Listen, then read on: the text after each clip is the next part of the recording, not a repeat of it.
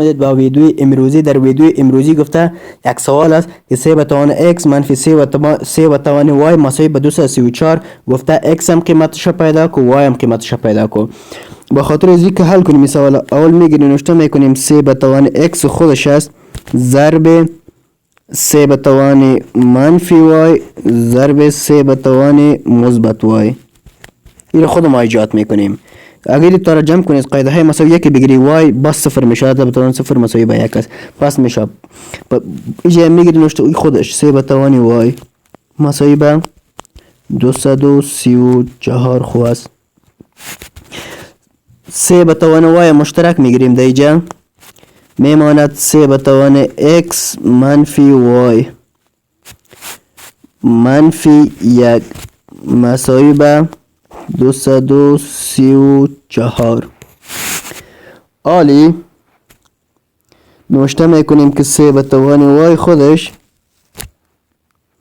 ضرب 3 به توان x منفی y منفی 1 مساوی به 234 نوشته میکنیم 3 مربع ضرب 26. میفهمیم که 3 به توان y مساوی به حتما به 3 مربع است و 3 به توان x منفی y منفی 1 مساوی به 26 خواهد باشه. به خاطر کنه ما میفهمیم دیگه شکل معلوم میشه.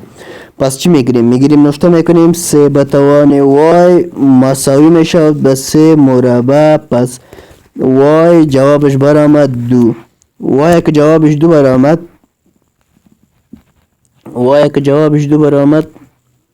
جواب قیمت y پیدا میکنیم. نوشته میکنیم که 3 به توان x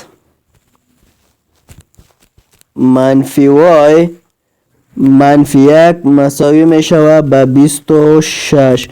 اطراف جمع یک میکنیم. اطراف که جمع یک میکنیم میشه 3 به توان x منفی 1 منفی 1 با مثبت 1 خلاص مساوی میشد به 27. پس نوشته میکنیم 3 به توان x منفی y مساوی میشه 27 نوشته میکنیم 3 مکعب.